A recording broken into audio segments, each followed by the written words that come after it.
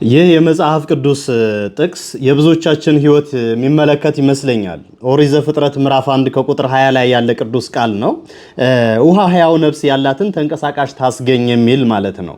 እና ውሃ የተፈጠረው በዕለተ እሑድ ሲሆን በዕለተ ሐሙስ ደግሞ እነዚህ ተንቀሳቃሽ ነገሮችን እንድታስገኝ እግዚአብሔር አዟት አስገኝታለች። እና ከባህር ሶስት አይነት ፍጥረታቶች ተፈጥረዋል። ከተፈጠሩት መካከል የመጀመሪያዎቹ ከባህር ተፈጥረው ከባህር በረው ወጡና ዳግም ወደ ባህር ያልተመለሱ ናቸው። ሁለተኛዎቹ ደግሞ ከባህር ተፈጥረው አንዴ ወደ የብስ አንዴ ደግሞ ወደ ባህር እየተመላለሱ የሚኖሩ ናቸው። ሶስተኞቹ ደግሞ በባህር ጸንተው የሚኖሩ ከባህር ከወጡ ህልውናቸውን ህይወታቸውን የሚያጡ ናቸው። እና ሊቃውንተ ቤተክርስቲያን ለነዚህ ምሳሌ ያስቀምጠዋል።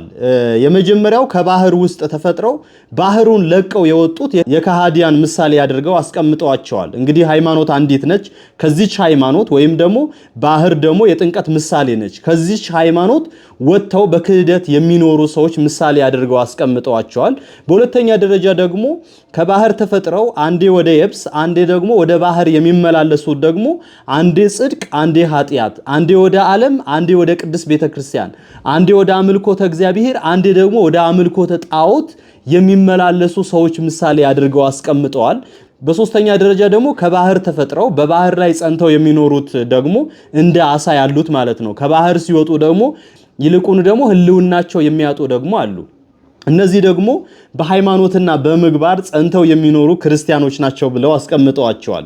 ሌላኛው አንድምታው ደግሞ ትርጓሜው ያስቀመጡት ደግሞ ከባህር ላይ ተፈጥረው በክንፋቸው የሚበሩ አሉ፣ እነሆ በእግራቸው የሚሽከረከሩ አሉ፣ በልባቸው ደግሞ የሚሳቡ አሉ።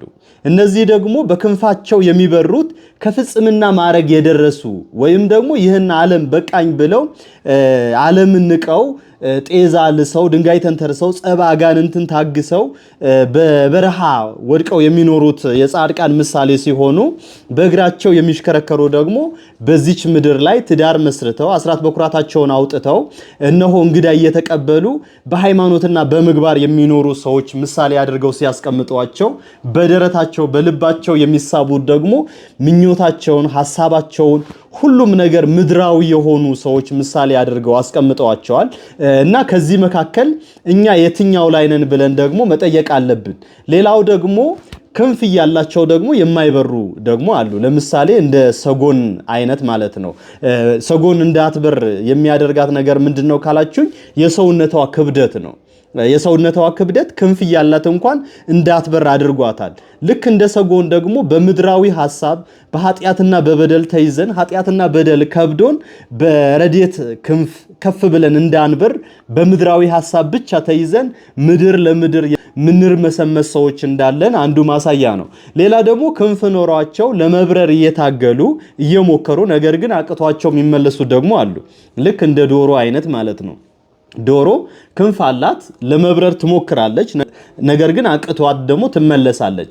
ይህ ደግሞ አንዳንድ ክርስቲያኖች አለን ከሆነ ነገር መላቀቅ እየፈለግን ነገር ግን መላቀቅ ያቃተን፣ የሆነ ነገር ማድረግ እየፈለግን ነገር ግን ማድረግ የሚያቅተን ብዙ ሰዎች አለን። ለዚህ ለምንድነው የሚለው ነገር ስንመለከት አንደኛው ቁርጠኝነት ስለሚያንሰን፣ ሁለተኛ ደረጃ ደግሞ ከሆነ ነገር ላይ መውጣት የምንፈልገው በራሳችን አቅም ነው። ነገር ግን ጌታችን ኢየሱስ ክርስቶስ ያለኔ ምንም ማድረግ አትችሉም እንዳለ እሱ ከፊት አስቀድመን እንድንችል ደግሞ ያው ቅዱስ ጳውሎስ ሲናገር ኃይልን በሚሰጠኝ በክርስቶስ ሁሉን እችላለሁ እንዳለ ኃይልን በሚሰጠን በክርስቶስ ነገሮችን ለመቻል መሞከር ነው እንጂ በራሳችን ኃይል መታገል እንደሌለብን ማሳያ ነው ማለት ነው።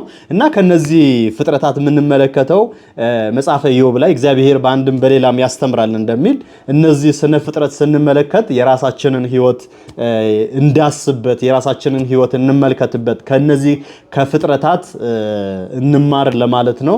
ሰላም እግዚአብሔር ከሁላችን ጋር ይሁን። አካውንቴ ትንሽ ስለተመታ ካላስቸገርኳችሁ ደጋግማችሁ ኮፒ ሊንክ አድርጉልኝ። ቸር ሰንብቱ።